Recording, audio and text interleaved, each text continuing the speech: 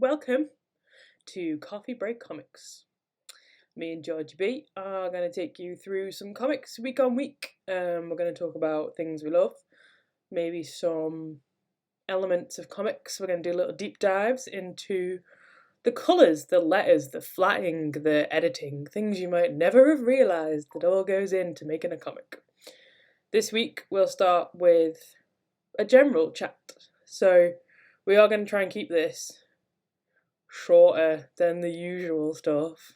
Do you want me to set a timer on my phone? No, I've got a timer in the corner here that I can keep an eye on. Okay. So we're already a minute in. We're probably not. We're a minute in. So we're going to get straight in. Yeah. So as you may know, we have the Valkyries podcast, which has a number of interviews with some of our favourite creators and some of our comic friends.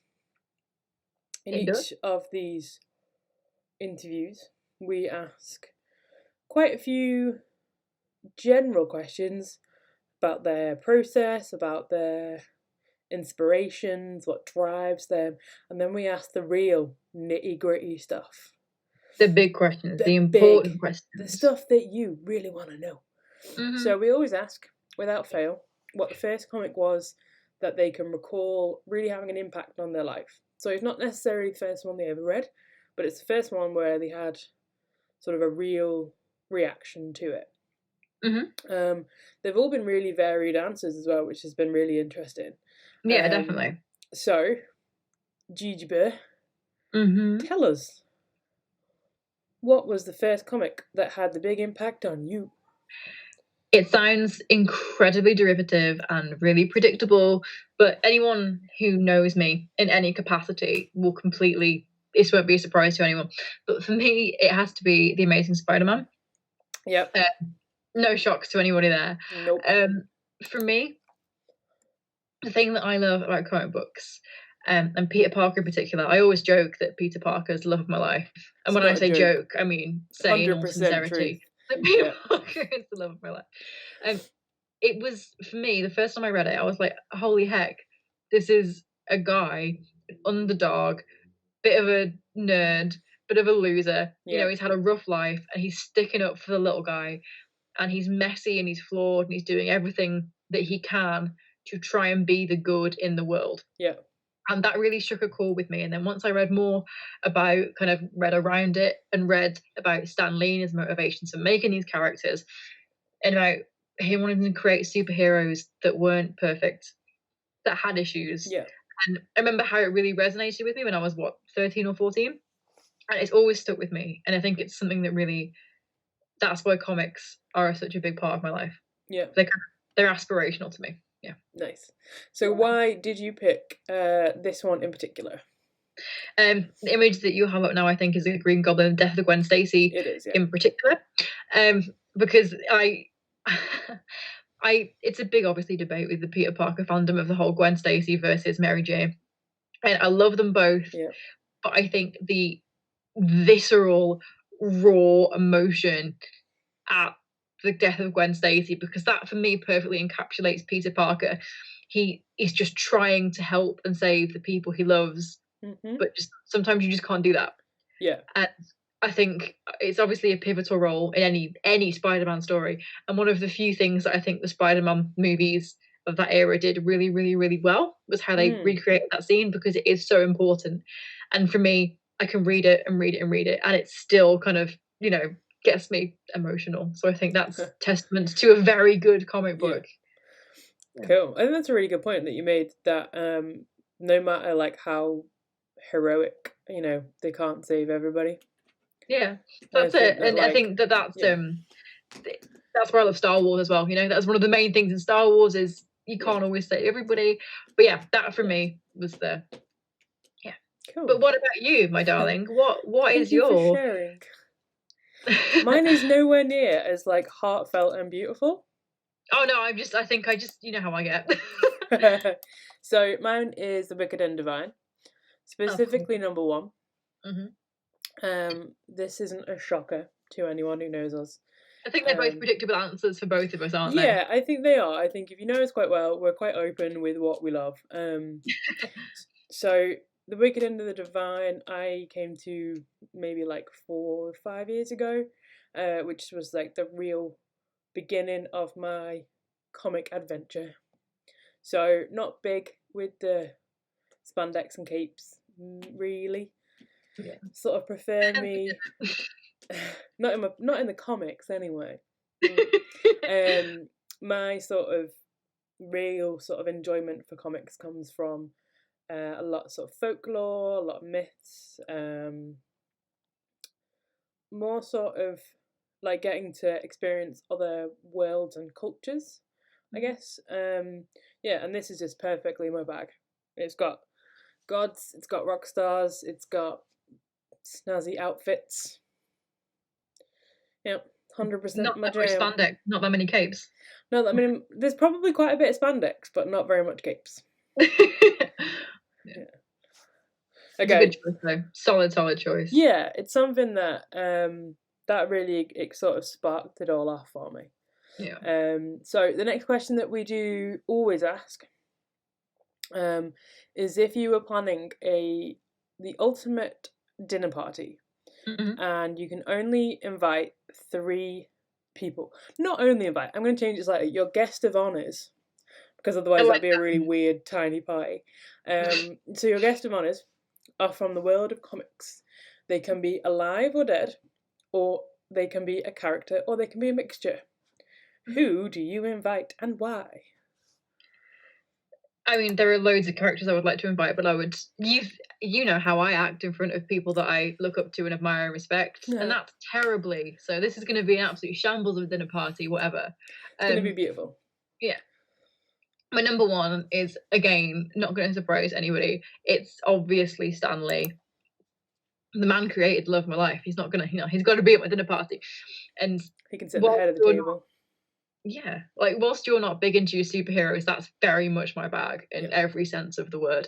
And so I think to sit down with him and talk about where he came from, he wanted to write America's next great novel, and instead of doing that, he created this cultural revolution instead, which is not that bad a trade-off, really. I mean, one book versus an entire universe.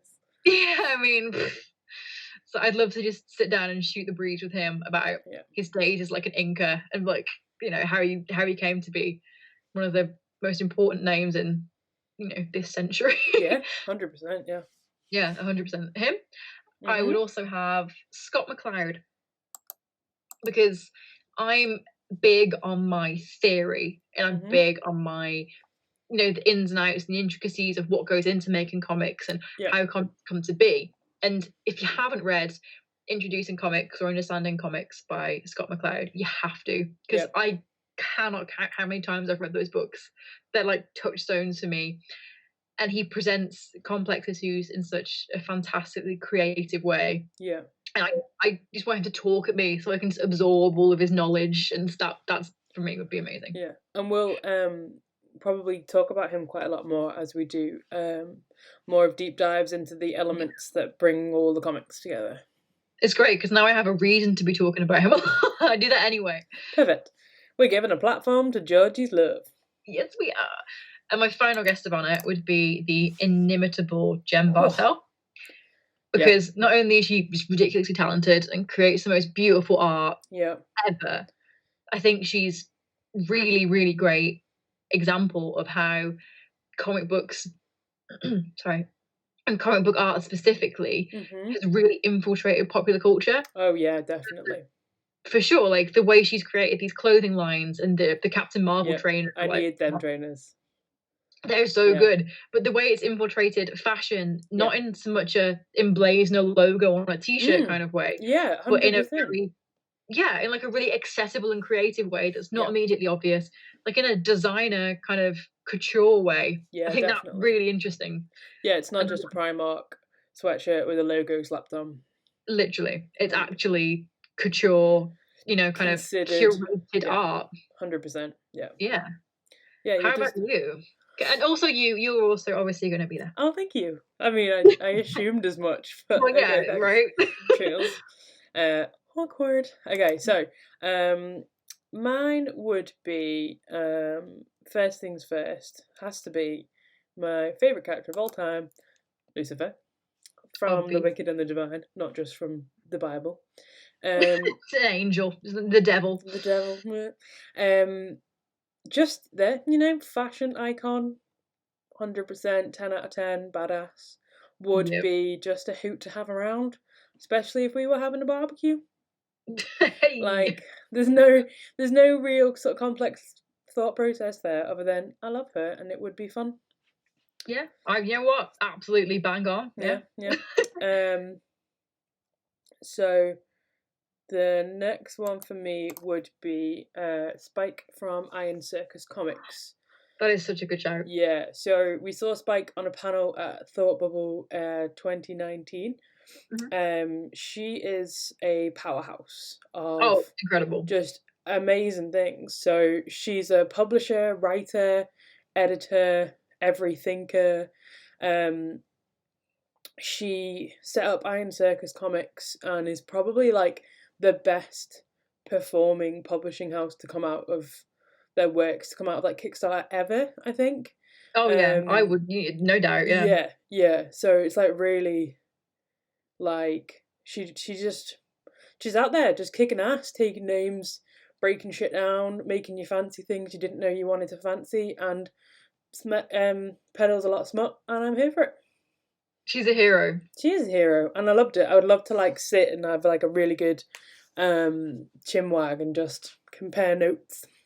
I'd just be so in awe of her. Yeah, it would be. She's incredible. It would be both daunting and wonderful. Yeah, exactly. Okay, so my third choice would be our darling, lovely friend, Tom Woodman, who is writing and funding his comic future. Tom, I see every time I go to London or we go to Thought Bubble or anything comic-y related. He's just a gem, and I like hanging out, and I think it'd be nice to have him around for tea. He's just, I feel bad for not including any of our friends. I've binned you all off for famous people. Well, I'm there, so I'm okay. But no, Tom's an incredible guy, and Future is a beautiful, beautiful project. Yeah. Very, very, very gorgeous. Yeah. He's so talented. Ugh. Goddamn you, Tom. Yeah, no, so I mean that pretty much brings us to the end of our first Coffee Break Comics. So like I said, each week we will sort of focus on one, or maybe like a series, but it'll be a bit more structured than this one. This is an easy breezy one. Intro. The intro to the series. Also, we're going to tell you about what coffee we're drinking. So, Gigi Burr, what coffee are you drinking? Mine's going to be really boring compared to yours because you have a fancy coffee machine. This is 2 scoops of Nescafe Gold, no milk, no sugar, in a mug that Mikey got me that says, "Your Dynamite."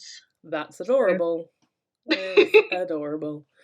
That's me. And it's going to be probably that for every episode because that's 2 scoops of black coffee is how I roll. It's true.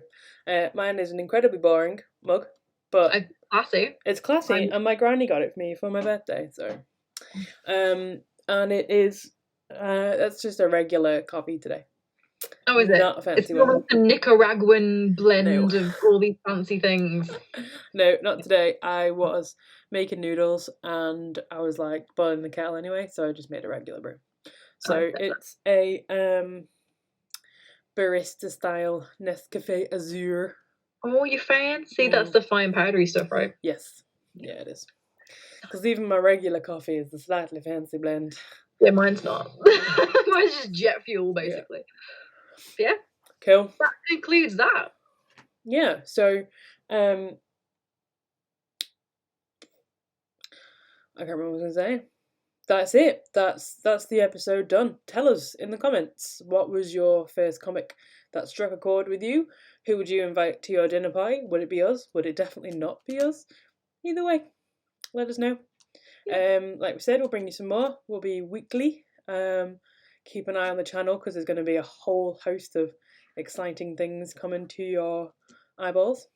There is. And yeah, we'll see you next week. You will. Cool. Bye. Bye, guys.